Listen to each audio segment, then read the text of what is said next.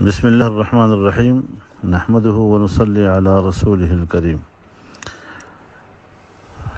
موجودہ حکومت نے رواں مالی سال کے لیے بجٹ پیش کیا ہے اور اس میں مدارس اصلاحات کے عنوان سے انہوں نے اس مقصد کے لیے 5 ارب روپے مختص کیے ہیں۔ جمعیت علماء اسلام اس اعلان کو اور حکومتی اس فیصلے کو مسترد کرتی ہے۔ اس حوالے سے مدارس کے خود مختاری کو سلب کرنے کی ہر کوشش کا ڈٹ کر مقابلہ کیا جائے گا۔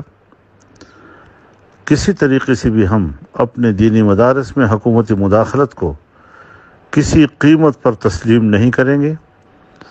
ہم نے پہلے بھی کہہ دیا ہے کہ ہمیں مدارس اصلاحات کا لفظ ہی قبول نہیں ہے۔ یہ مدارس کے لیے ہم توہین کا باعث سمجھتے ہیں۔ اصلاح کرے تو حکومت اپنے زیر انتظام تعلیمی اداروں کی اصلاح کرے۔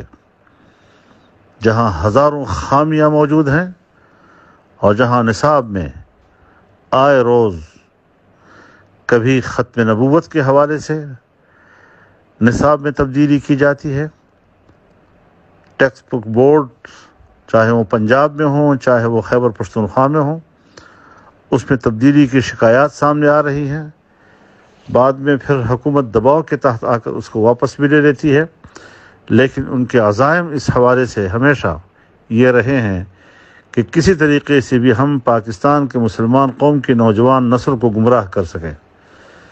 دینی مدارس اس حوالے سے حکومت کو ان ناپاک عزائم میں کامیاب ہونے کے لیے اجازت نہیں دے گی اور ہر مرحلے پر اس کے لیے رکاوٹ بنے گی۔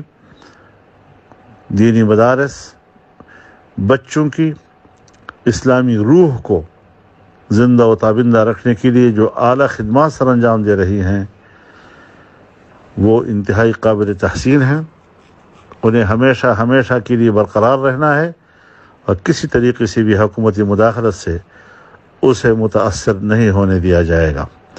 لہذا ہم 5 ارب روپیہ جو اس مقصد کے لیے مختص ہے، یہ ایک ناپاک مقاصد کے تکمیل کے لیے ہے اور ہم اس کو من وعن مسترد کرتے ہیں۔ دینی مدارس کو بھی ہم یہی اپیل کریں گے، تمام تنظیمات مدارس دینیہ کو یہی اپیل کریں گے کہ ہمیں دینی مدارس کے لیے حکومت سے کوئی ریلیف نہیں چاہیے، نہ اساتذہ کے لیے ریلیف چاہیے، نہ مدرسے کے ملازمین کے لیے کوئی ریلیف چاہیے۔ عامت المسلمین جو ایک اللہ کی رضا کی خاطر دین کی خدمت کے جذبے سے مدارس کا تعاون کر رہے ہیں، یہی ہماری پالیسی بھی ہے اور یہی ہماری مستقبل کی راہ بھی ہے۔ اسی پہ ہم نے انشاءاللہ چلنا ہے۔ السلام علیکم ورحمۃ اللہ وبرکاتہ۔